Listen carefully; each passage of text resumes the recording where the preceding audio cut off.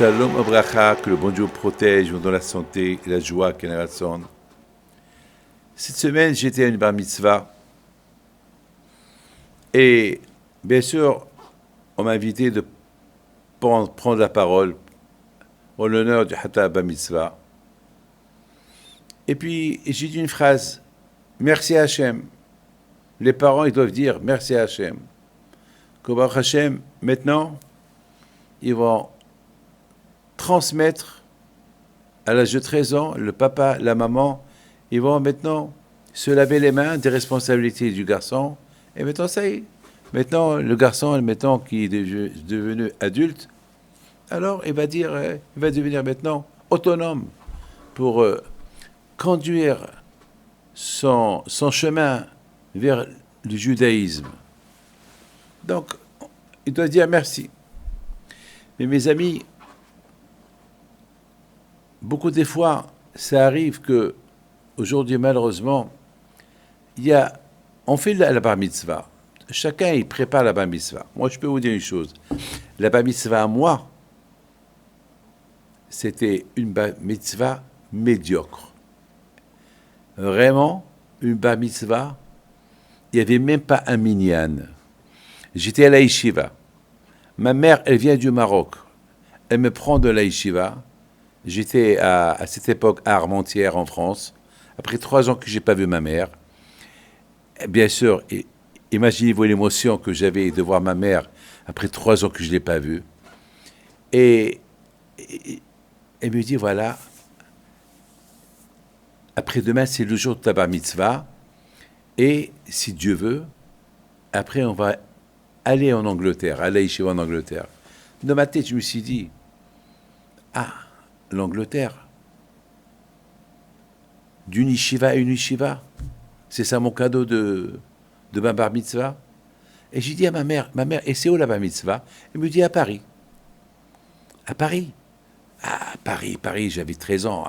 Écoutez le mot Paris, Paris, c'est le paradis.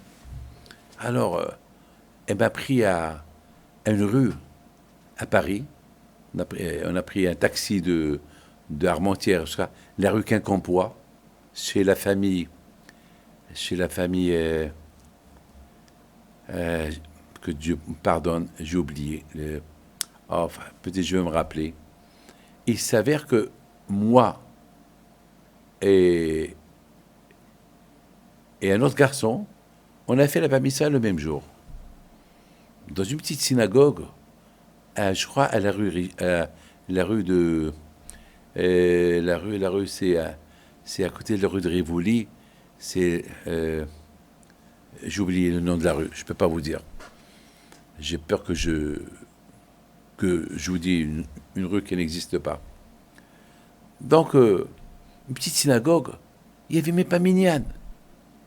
Je me rappelle, on m'a mis un costume gris, une casquette, mais pas minyan. J'ai pas préparé la Torah, rien du tout. Il y avait un photographe, d'ailleurs il y a 2, 3, 4 photos, c'est tout.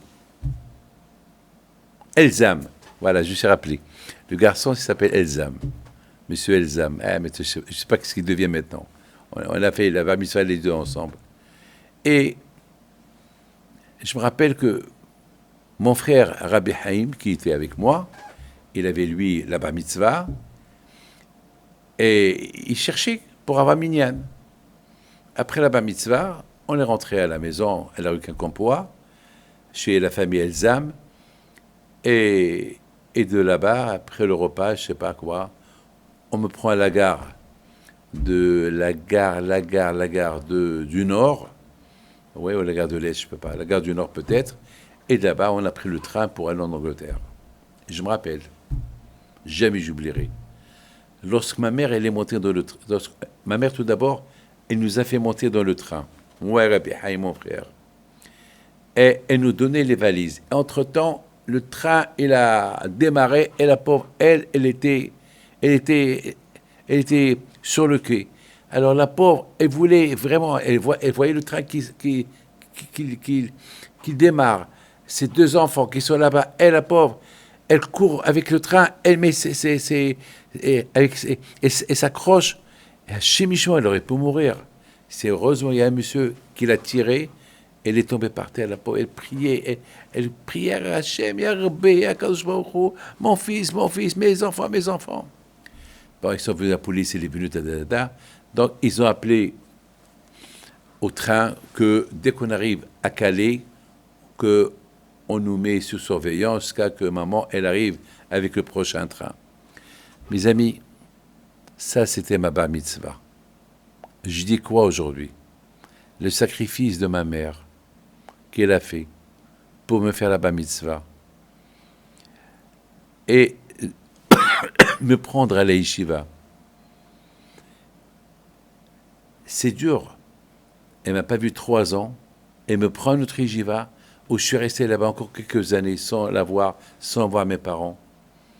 Qu'est-ce que je vais dire moi sur tout ça? Merci à Hachem. Ben, c'est grâce à ce sacrifice qu'elle a fait, ma mère. Mon père, je ne parle pas de lui, parce que c'est ma mère qui faisait le beau temps, et c'est la femme qui fait toujours le beau temps et le mauvais temps dans une maison. Et ma mère, tout ce qui était Torah, jamais elle a contredit mon père.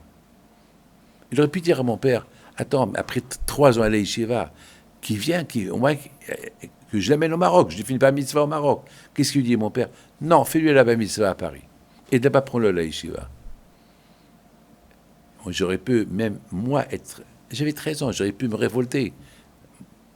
Je ne me suis pas révolté, parce que je respectais mes parents. Parce que on m'a appris à les respecter. Alors, je les ai respectés, malgré que c'était un sacrifice pour moi. Merci à Hachem. Merci à Hachem pour tout. Il faut toujours, mes amis, dire merci à Hachem.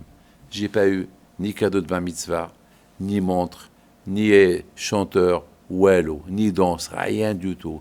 Une bar mitzvah des pauvres. Mais aujourd'hui, je suis l'homme le plus riche du monde. Pourquoi? Parce que grâce à Dieu, j'ai appris à dire Baruch Hashem sur les bonnes choses, pour les bonnes choses et pour les mauvaises choses. Pour eux aussi, je dis Baruch Hashem. Et c'est ça ma réussite. Et c'est ça notre réussite. Que le bon Dieu protège. Amen.